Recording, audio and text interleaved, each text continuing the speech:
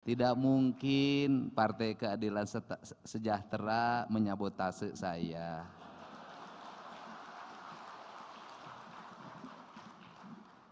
Mimpin rapat di DPRD provinsi saja Pak Iwan, kemudian ada yang walkout. Pak Iwan dengan tenang dan tidak mempolitisasi kegiatan itu untuk menyudutkan saya. Ciri PKS menjunjung tinggi moralitas dan akhlak dalam berpolitik. Saya sangat senang bisa bersama-sama Partai Keadilan Sejahtera di Provinsi Jawa Barat untuk bersama-sama mengoptimalkan, mendayagunakan seluruh anggaran Provinsi Jawa Barat untuk kepentingan rakyat Jawa Barat. Kita akan dengarkan sambutan dari Bapak Aing, Gubernur Jawa Barat, kepada Kang Deddy Mulyadi, ADM, kami persilakan.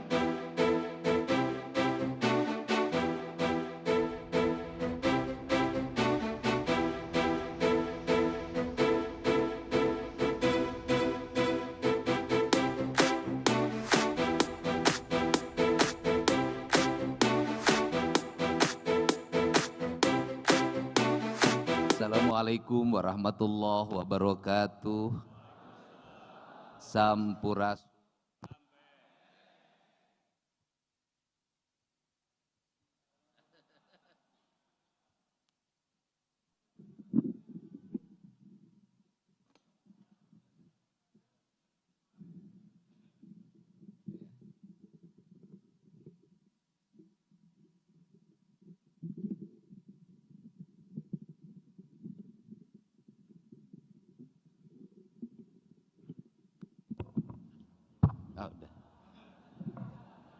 Ya, tidak ada kaitannya dengan sabotase. Tidak mungkin Partai Keadilan Sejahtera menyabotase saya.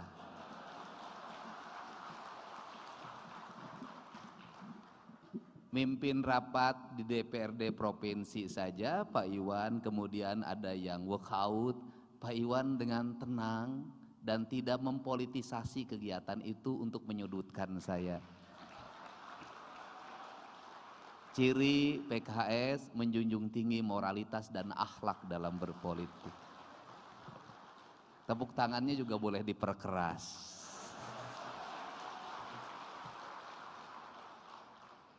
Yang saya hormati Dewan Pimpinan Pusat DPP Partai Keadilan Sejahtera, ini kalau dari nama kayaknya orang Banten, Haji TB Sumanjaya. Ada.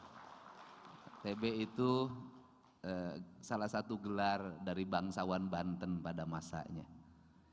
Dan sahabat-sahabat saya, ini ada teman saya Komisi 4 yang sampai sekarang masih tetap selamat. Kalau ngomong di Komisi 4 paling kritis dan tidak bisa diajak kompromi, sehingga kelihatan badannya masih kurus sampai hari ini. Dana kunjungan daerah pemilihannya ngalir pada kader-kadernya. Tepuk tangan ya. Ini juga sahabat lama, dulu saya bupati, beliau sudah wakil ketua DPRD provinsi. Yang nolongin saya karena waktu itu bantuan gubernur untuk daerah Purwakarta 0. Bapak yang nolongin saya waktu itu. Terima kasih. Masih orang Bogor, bangsawan Sunda, cuman tidak pakai TB. Ada yang daerah pemilihan Purwakarta juga ya, Purwakarta, Kerawang, Bekasi. Saya ucapkan terima kasih. Mohon kalau Teh Neti, terima kasih. Salam buat Kang Aher. Kang Aher ini gubernur 2 periode yang banyak meletakkan kerangka dasar kebutuhan dasar publik. Saya mengaku itu.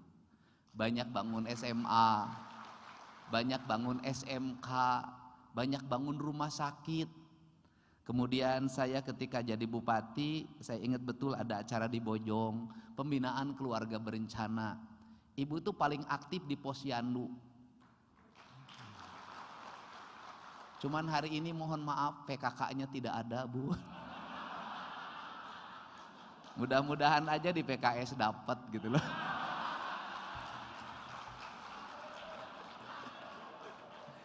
Ibu sangat konsen terhadap posyandu, pembinaan anak-anak, sampai bikin salam. Saya ucapkan terima kasih, dan itu akan terus kami lakukan karena hanya dengan membangun pendidikan yang baik, kesehatan yang baik, layanan infrastruktur yang baik, insya Allah Jawa Barat akan istimewa. Dan peninggalan Bapak yang paling strategik adalah Kertajati. Dan saat ini pemerintah Provinsi Jawa Barat lagi terus membangun komunikasi dengan pemerintah pusat. Kertajati ingin jadi sentral industri pertahanan dalam negeri, kawasan ekonomi khusus. Saya sudah bicara dengan Pak Erick Thohir kemarin. Dalam pandangan saya, Pindad, IPTN itu nanti seharusnya dipusatkan di Kertajati, angkatan udara dipindahkan ke situ, sehingga nanti pusat pertahanannya berjalan, komersialnya berjalan, karena Bandung sudah terlalu sesak untuk industri-industri strategis. Mudah-mudahan ini semua terwujud, karena Pak Aher juga Komisi 1 DPR RI kalau nggak salah. Komisi 1? Oh sudah pindah Komisi 2. Ya, saya sekarang tidak dapat komisi karena nggak boleh, Bu. Kemudian saya ucapkan terima kasih pada orang tua saya, kalau sekarang karena di pusat, Ketua Badan Pembina Pejabat Publik DPP PKS, Dr. Haji Harus Wandaru. Terima kasih, Pak. Nyariosna Sunda, tadi diajakan nyarios Sunda, alhamdulillah. Abdi mah tong boro nyarita Pak, ngimpi we Sunda abdi mah. Kemudian yang saya hormati Ketua Dewan Pimpinan Wilayah DPW PKS Provinsi Jawa Barat, Kang Iwan Suryawan. Pokoknya ka urang Jawa Barat kabeh kudu nyaho Ketua PKS teh Jawa Barat teh Kang Iwan ayeuna teh. Bager pisan. Nyaah ka istrina ge Kang Iwan mah katingali. Duka nyaah duka sieun. Dan beliau tuh enak banget, ternyata istrinya berkunjung ke kampung saya, baru ngeliatin tadi. Nih si Ece kesana, kawan kunaon karek bebeja ayeuna, kan waktu paripurna kesananya. Alhamdulillah eta, sina sorangan dilepaskeun. Wanian emang istri anggota PKS mah sorangan ge. Kemudian Dewan Pimpinan Tingkat Wilayah periode 2020-2025, saya ucapkan terima kasih, dan periode 2025-2029. Kemudian Dewan Pimpinan Tingkat Daerah Kabupaten Kota periode 2020 sampai 2025 dan 2025 sampai 2029. Saya ucapkan terima kasih. Jadi kader itu yang paling berat, jadi kader yang paling bawah.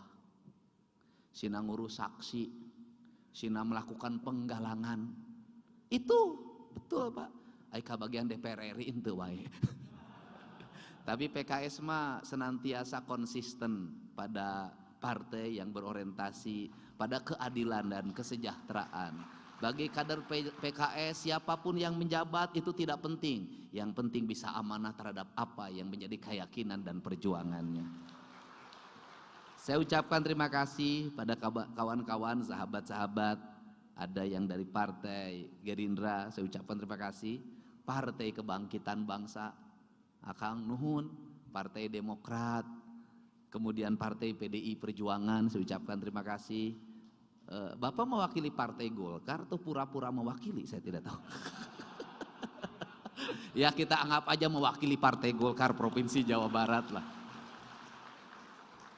Soalnya kalau saya nyebutkan kepada yang terhormat Dewan Pimpinan Daerah DPD Partai Golkar Provinsi Jawa Barat, takut besok ada yang telepon, Kang Dedi dia tidak mewakili DPD loh, dia datang atas kehendak dirinya sendiri. Ya pokoknya datang aja ya, pokoknya semua adalah sahabat saya. Mohon maaf saya mah tukang cana lah, tukang heureuy, karena orang Sunda itu manajemen politiknya itu dua, heureuy dede. Heureuy itu artinya tertawa, dedeh artinya menangis. Orang Sunda itu tidak jauh dari dua hal, tertawa dan menangis. Kemudian kalau saya melihat dan mencermati apa yang disampaikan oleh Ketua DPW PKS tadi, dia menyampaikan begini filosofinya, kalau kita ingin sukses dalam politik, ambillah kaidah sunnah. Apa itu? Politisi itu aya dua hukum, nyangagogog, nyamantog. Apa itu? Dia mau ngomong dan mau menjalankan, mau melaksanakan. Politisi itu kadang jadi tukang ketik surat, kadang jadi tukang cetak spanduk, kadang harus membagikan kemana-mana. Karena politisi itu nggak ada strukturnya. Setiap orang setara dan harus punya inisiatif. Siapa yang paling banyak inisiatifnya, maka dia akan memiliki efek elektoral yang paling tinggi. Itu. Tetapi tidak cukup ngagogoknya mantok. Ini yang berat. Apa itu? Kudu hade congcot, hade bacot. Apa itu? Harus rajin memberi dan rajin bicara.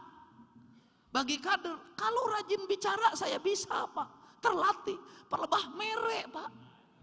Ini yang berat. Tetapi dengan berbicara nanti rezeki menyusul. Nah, tapi yang terakhir ini tidak terlalu penting menurut saya. Hade gogog, hade tagog.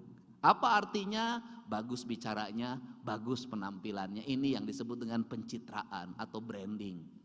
Nah, branding itu atau pencitraan itu baik, tetapi kalau dilakukan tidak dengan keikhlasan itu akan luntur.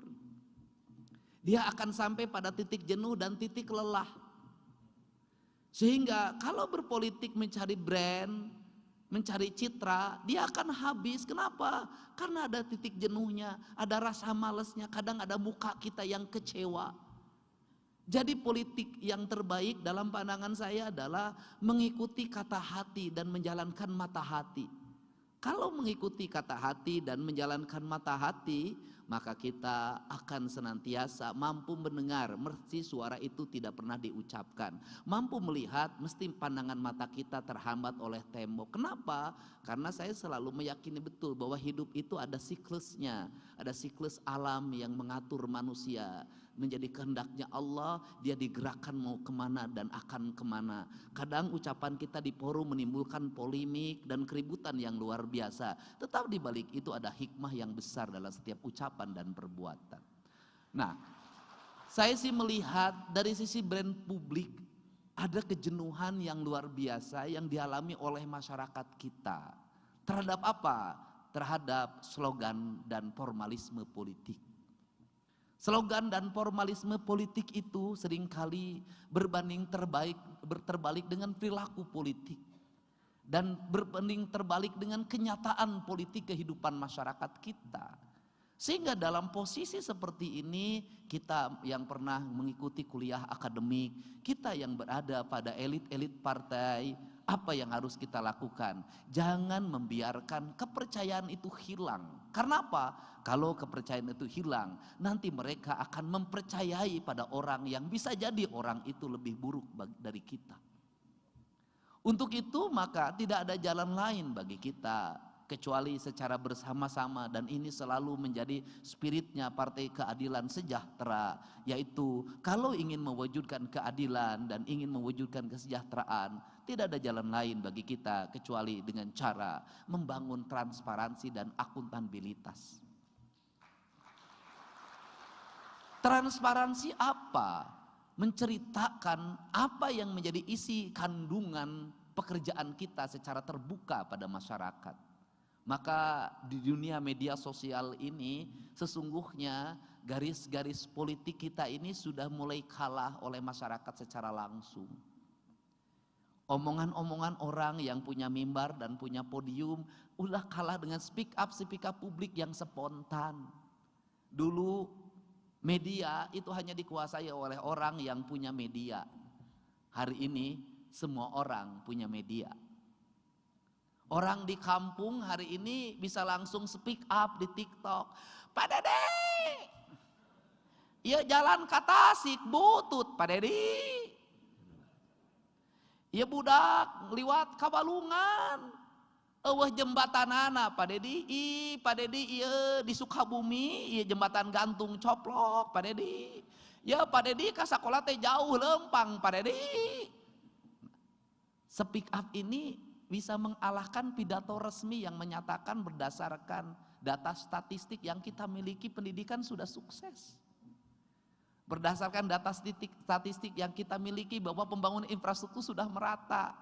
Berdasarkan statistik yang kita miliki bahwa keadilan sudah dirasakan oleh semua tanpa membedakan perkotaan dan pedesaan. Bisa gugur oleh yang seperti ini. Kenapa?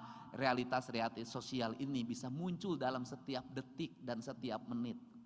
Yang kedua adalah ucapan-ucapan elit yang memiliki latar belakang akademik, memiliki argumentasi ideologis, argumentasi filosofis dan sosiologis, itu bisa kalah dengan ucapan-ucapan spontan masyarakat yang apa adanya.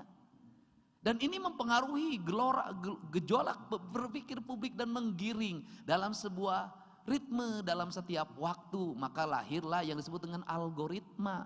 Kita boleh menentang algoritma itu, tetapi kita tidak bisa menyampaikan bahwa itu fakta yang terjadi dalam lingkungan masyarakat kita. Ada kegelisahan, ada ketidakadilan, ada harapan dan ada keinginan.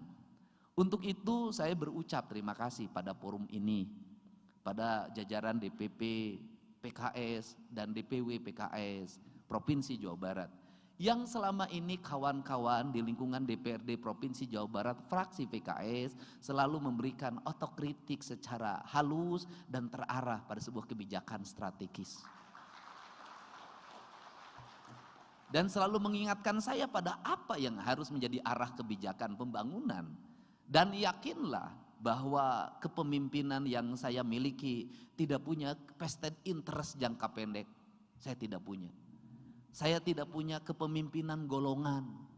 Saya tidak punya kepemimpinan elitis. Itu saya buktikan ketika saya jadi gubernur. Tidak ada yang namanya staf ahli dan tenaga ahli yang berangkat dari lingkaran politik saya. Jabatan-jabatan strategik yang termasuk komisaris segala macam saya lepas, biarkan publik yang menilai lewat sebuah sistem profesionalisme yang dibangun. Saya tidak mau. Tidak ada di rumah saya sampai hari ini adalah tenaga ahli, tidak ada. Saya hanya mengikuti alur saja, bahkan saya sudah tidak pakai ajudan. Untuk apa? Karena saya pengen sehat. Kenapa pengen sehat? Biarkan saya buka pintu sendiri, biarkan saya cabut handphone sendiri, biarkan saya berjalan sendiri. Saya khawatir kalau nelpon nyuruh ajudan, buka pintu nyuruh ajudan, pakai sepatu nyuruh ajudan, saya takut stroke suatu saat. Kenapa? Tangan dan otaknya tidak terlatih untuk bergerak. Saya ingin belajar dari Pak Aher yang mengatakan, saya tetap naik Vespa agar apa? Agar otak kiri dan otak kanan saya seimbang. Itu. Ternyata sekarang seimbang, Pak Aher dan Bu Aher dua-duanya DPR RI.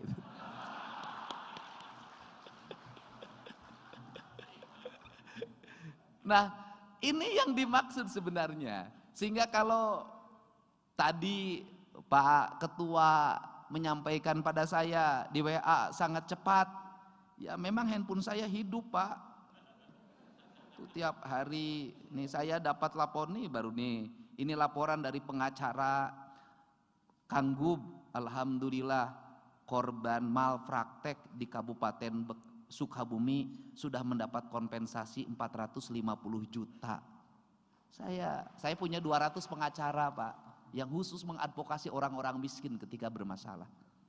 Pagi-pagi sudah ada di depan rumah saya yang tidak punya tangan dan tidak punya kaki. Dia bercerita warungnya mau bangkrut, saya asalnya dulu pengemis. Sekarang saya punya warung, tapi warung saya di Anyuk tidak pada bayar Pak. Saya bilang ikhlasin saja, kamu punya modal baru dengan catatan. Kamu kalau sudah maju jangan pernah nambah istri lagi. Kenapa? Sia doraka ka aing hiji ge encan sia nambah jadi 2.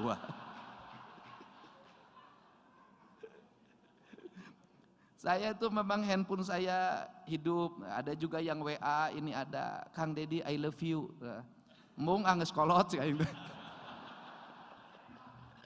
Ya handphone saya hidup Pak, dan saya merasa tidak enak kalau tidak menjawab WA itu. Artinya apa? Mau pahit, mau tidak, saya harus tetap menjawab. Kenapa? Karena politisi itu Pak tidak ada struktur Pak. Jabatan memang gubernur, tapi struktur sebagai politisi sama. Dan ciri khas sebagai politisi itu adalah menjalin persahabatan, menghormati orang siapapun dia. Agar apa? Agar kita tidak kehilangan teman. Jadi saya ke Kang Iwan selalu bilang, WA langsung, siap pimpinan, dilaksanakan. Dan ternyata Bapak sekarang jadi pimpinan. Itu bagian dari doa saya sebagian doa. Nah yang terakhir, saya juga mohon maaf. Jadi kalau kata orang, saya politik populis, selalu ingin mengambil citra-citra populisme, saya tidak. Kenapa? Karena saya punya jiwa kekeh, Pak. Kalau sudah itu menjadi pikiran saya, menjadi orientasi saya, misalnya studi tour, orang demo segala macam, saya mah kekeh.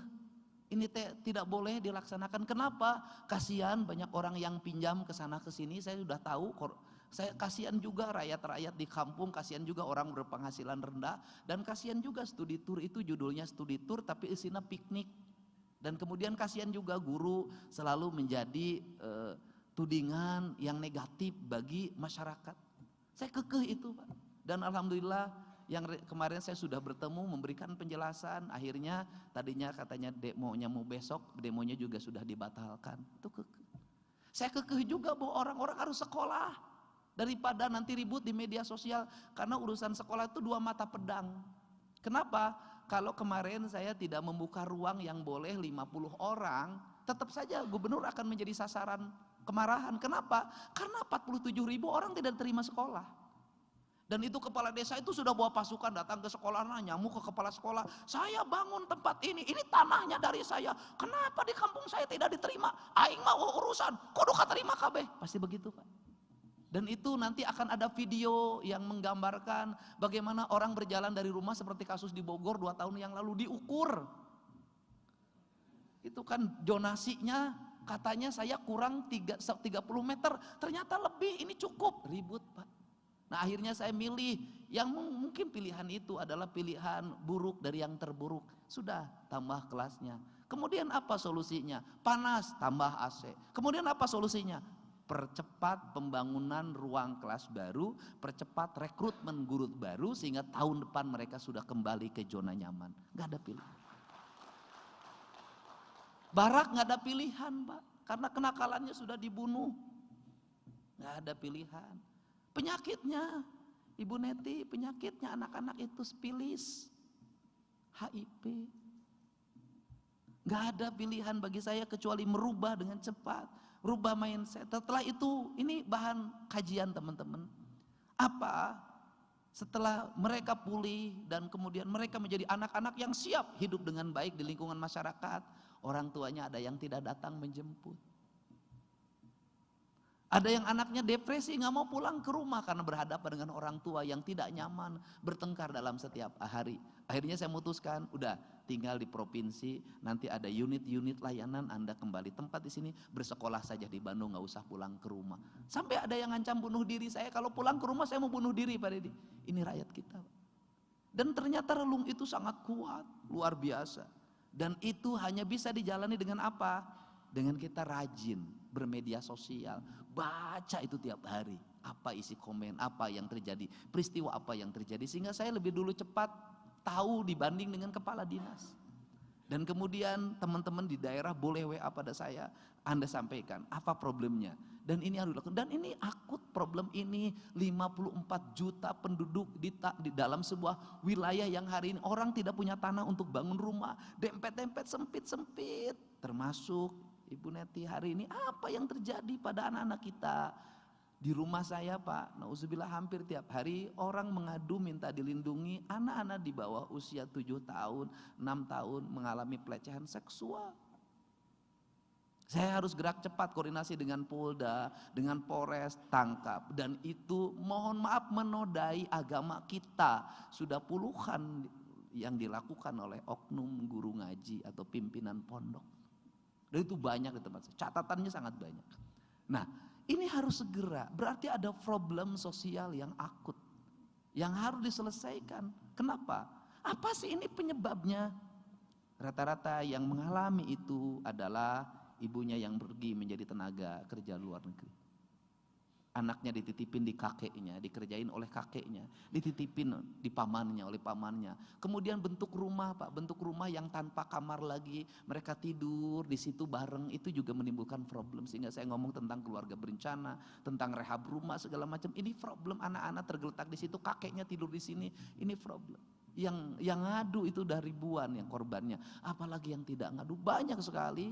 Dan ini misi dakwah kita, misi gerakan-gerakan yang dilakukan untuk segera merecovery dan mengobati hati-hati yang terluka ini bisa dilakukan. Kenapa? Karena kita sudah mendeklir diri bahwa Jawa Barat ini adalah provinsi yang memiliki spirit religiusitas. Jangan sampai religiusnya bertentangan dengan kenyataan dalam lingkungan masyarakat kita.